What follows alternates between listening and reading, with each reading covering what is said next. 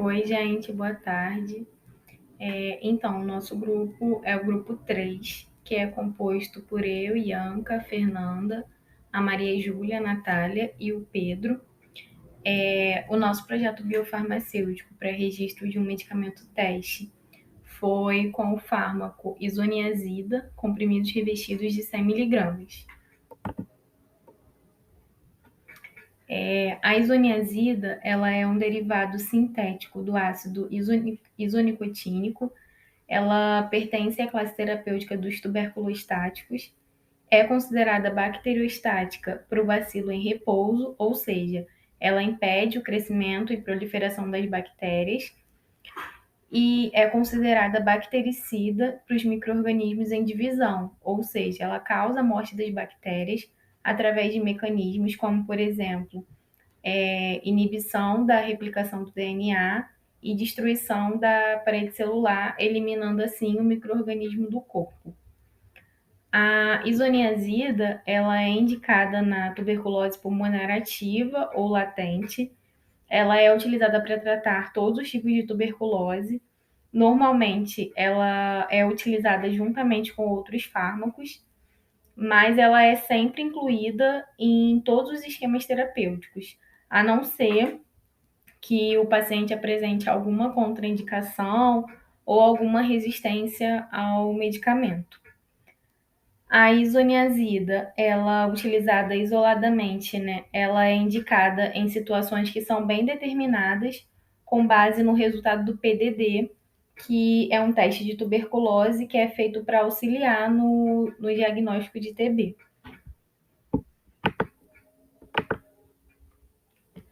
Com relação à sua farmacocinética, ela é rapidamente absorvida após a administração oral.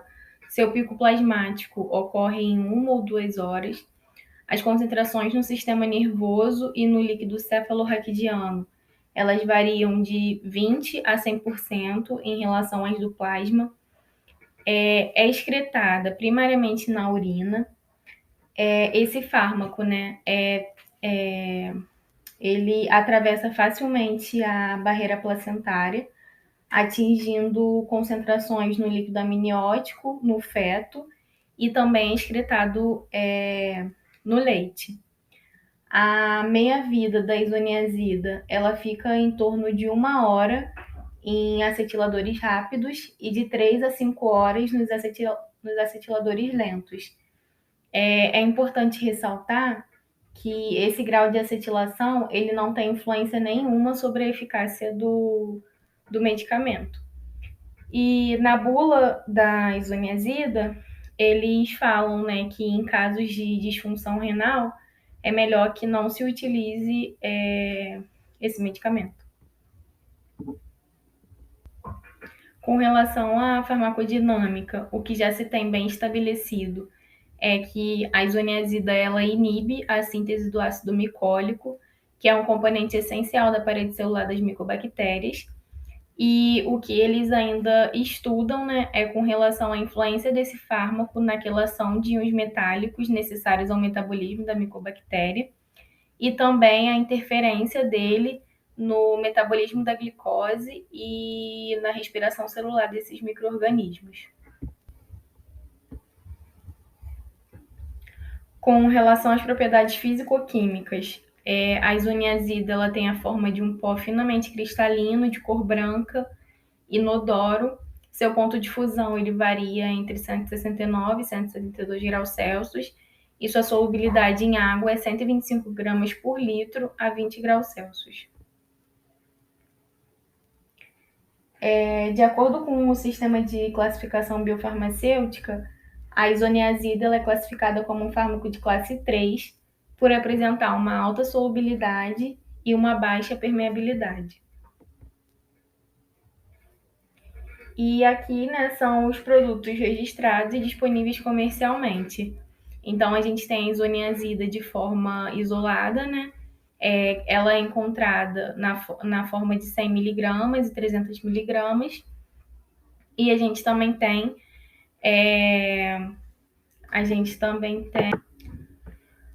A isoniazida, né, é incluída em outros esquemas terapêuticos, como é o caso do RI, que é a rifampicina com isoniazida, e o RIP, que é rifampicina, isoniazida, pirazinamida e o etambutol.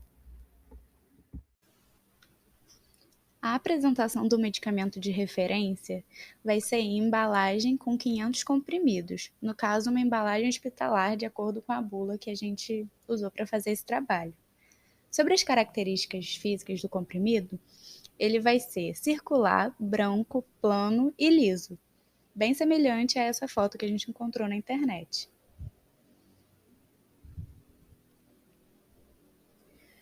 A composição dele vai ser com 100 mg da isoniazida, que vai ser o princípio ativo do comprimido, quantidade suficiente para um comprimido do manitol, agindo como diluente, do amido pré-gelatinizado, o amido de milho e a celulose microcristalina, ambos agindo como agente desintegrante, o estearato de magnésio agindo como agente lubrificante e a água purificada agindo como diluente.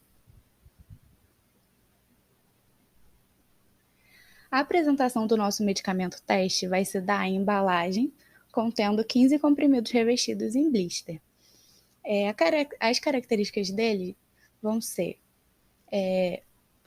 comprimidos oblongos, vermelhos, convexos e lisos, semelhante ao da foto também, que é uma imagem apenas ilustrativa.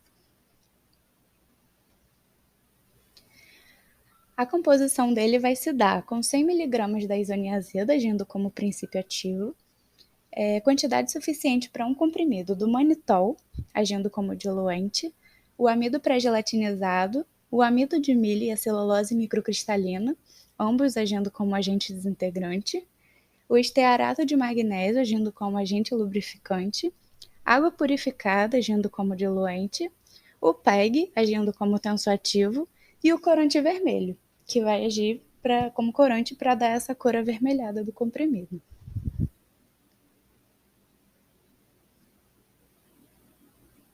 Bom, o objetivo do nosso projeto vai ser elaborar esse medicamento teste para registro, usando como referência a isoniazida, que já está no mercado. Né?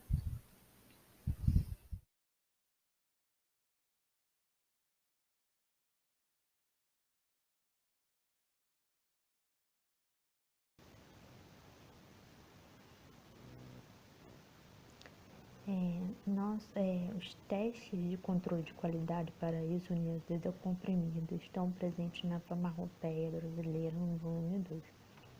E eles são teste de doseamento, teste de desintegração, dissolução, dureza, determinação de peso, friabilidade, identificação, segurança biológica e uniformidade de doses unitárias. Nosso grupo ficou com os resultados dos estudos de qualidade para teste de doseamento, desintegração e dissolução. Então, como resultado no teste de doseamento para a isoniazida, se tem como especificação que a quantidade declarada da substância deve conter no mínimo 90% e no máximo 110%. Como procedimento, pesar e pulverizar 20 comprimidos, dissolver quantidade de pó equivalente a 0,4 gramas de isoniazida em água, transferir para balão volumétrico de 250 ml, completar o volume com água e agitar. Filtrar, transferir 50 ml da solução obtida para a limaia, adicionar 50 ml de água, 20 ml de ácido clorídrico, 0,2 gramas de brometo de potássio, titular com solução de bromato de potássio, 0,0167 molar, determinando o ponto final potenciometricamente.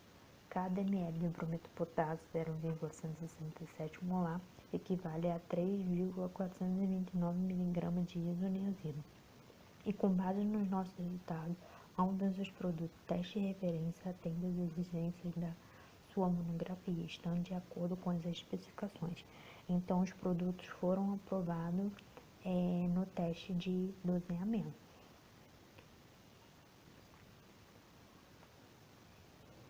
No teste de desintegração, como especificação, os comprimidos de revestimento interno devem ser totalmente desintegrados em 45 minutos. Como procedimento, utilizar 6 unidades no teste, colocar em uma unidade em cada um dos 6 tubos da cesta, acionar o aparelho sem adicionar os discos, utilizando ácido clorídrico 0,1 molar, mantido a 37 graus Celsius, como líquido de imersão por 60 minutos ou pelo tempo especificado na monografia individual. Cessar o movimento da cesta e observar os comprimidos ou cápsulas. Nenhuma unidade pode apresentar qualquer sinal de desintegração, rachadura ou amolecimento que possibilite o extravasamento do seu conteúdo. Utilizar a solução tampão fosfato pH 6,8, mantida a 37 graus Celsius, como líquido de imersão. Colocar um disco em cada tubo e acionar o aparelho. Decorridos 45 minutos ou o tempo especificado na monografia, cessar o movimento da cesta e observar o material em cada um dos tubos. Todos os comprimidos ou cápsula devem estar completamente desintegrados, podendo restar apenas fragmentos de revestimento insolúvel. Se os comprimidos ou cápsulas não se desintegrarem devido à aderência ao disco, repetir o teste com 6 outras unidades, omitindo os discos. Ao final do teste, todos os comprimidos devem ser completamente desintegrados. O teste não se aplica a cápsula de revestimento não revestidas que contém preparação de liberação entérica. E aí, como resultado, também se encontra dentro das especificações da farmacopeia. Então, os produtos também foram aprovados nesse teste de desintegração. No teste de dissolução, as especificações é que se tenha no mínimo 80% mais 5% da quantidade declarada de substância em que se deve dissolver em 45 minutos. Já como procedimento, se tem um meio de dissolução ácido clorídrico 0,1 molar, 0,01 molar, 900 ml aparelhado cesta sem RPM, tempo 45 minutos, em que se retira a líquida do meio de dissolução, filtra e dilui em ácido clorídrico em 0,01 molar até a concentração adequada. Medir a absorvância das soluções em 265 nanômetros, utilizando o mesmo solvente para ajuste do zero. Calcular a quantidade de isoniazida dissolvida no meio, comparando as leituras obtidas com a solução de isoniazida na concentração de 0,001% parte por volume, preparada no mesmo solvente. E com base nos resultados em tabela, o produto de referência cumpre com as especificações. Porém, medicamento teste não cumpre, talvez não possuindo qualidade adequada. Então, o produto não foi aprovado nesse teste de dissolução.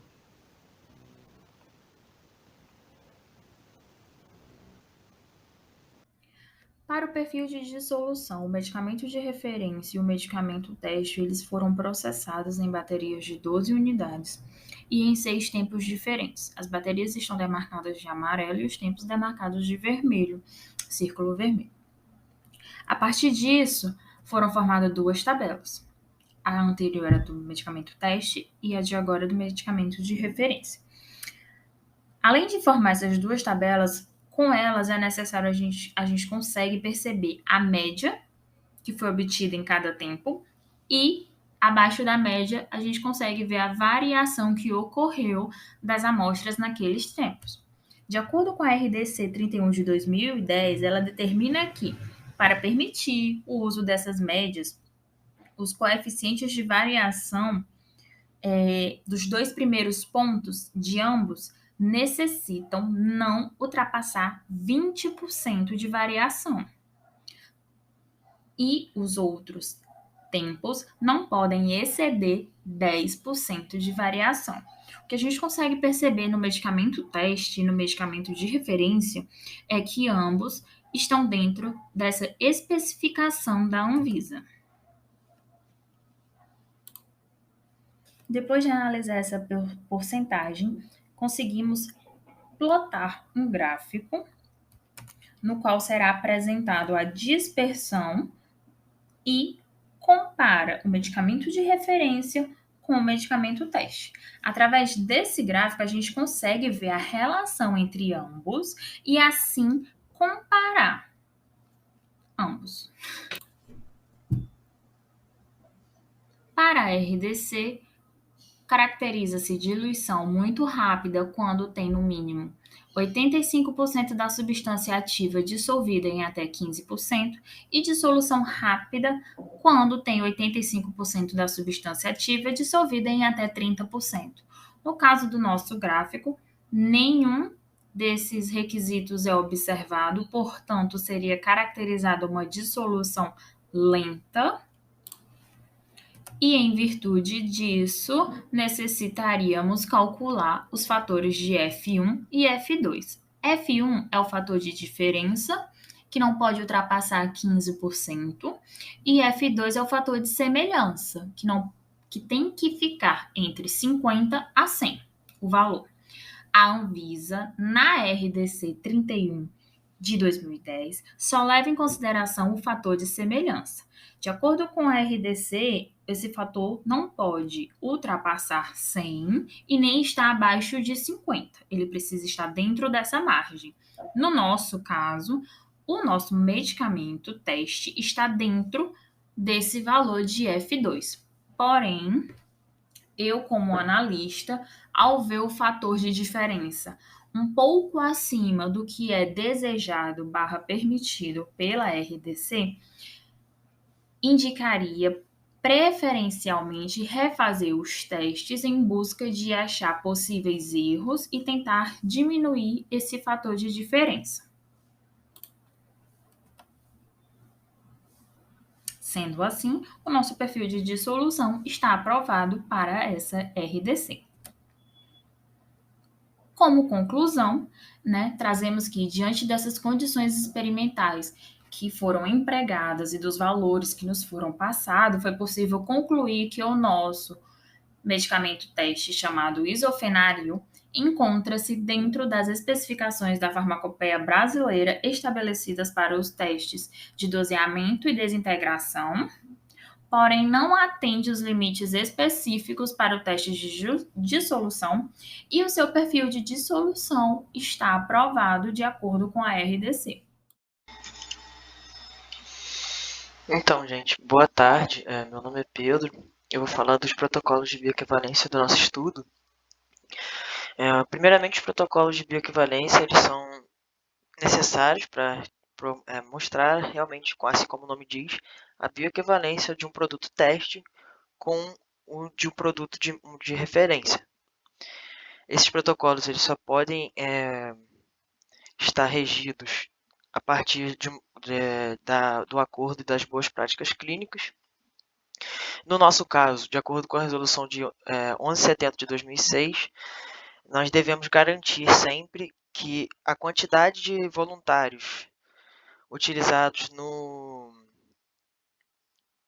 protocolo deve garantir a confiabilidade da bioequivalência, ou seja, o número de amostras que forem coletadas e testadas devem garantir a confiabilidade de equivalência semelhante do medicamento de referência. Sendo assim, é sempre importante possuir uma variedade de pessoas com diferentes características para permitir uma variabilidade genética maior, ou seja, não ter um padrão para que a gente possa analisar a sociedade aonde o medicamento vai ser testado, ou seja, garantir que ele não só funcione em um tipo de situação. E ser testado sempre em voluntários que são acometidos da população, que podem ser acometidos pela doença, ou seja, no nosso caso, como a gente está falando da isoniazida, seria uma população que tem a tuberculose, no caso, né? Assim dizendo, a gente utilizará 40 pacientes, justamente já pensando nos dropouts, nas desistências, no caso. Utilizaremos homens e mulheres, com idade variando de 18 a 60 anos, não fumantes e que não utilizam bebida alcoólica e nem estejam amamentando por conta de não haver nenhuma alteração na farmacocinética e na absorção do fármaco, propriamente dito, né? Todos esses pacientes serão cadastrados no CINEB, para justamente a gente ter um banco de dados deles, né, que é o Sistema de Informação de Estudo de Equivalência Farmacêutica e Bioequivalência, para poder estar tudo registrado certinho do nosso estudo, de cada paciente, e eles têm um período que para eles poderem participar de outro estudo científico, no caso, né? Sendo assim, no nosso desenho de estudo a gente utilizará 2 grupos, um com medicamento de referência e um de medicamento teste. Ambos os grupos participarão de 2 fases, né? Que a fase 1, que primeiramente vai receber o referência, depois o teste, após o período de washout, que são 7 meia-vidas no caso, para poder ocorrer a eliminação total do fármaco e não houver nenhuma interferência nos resultados.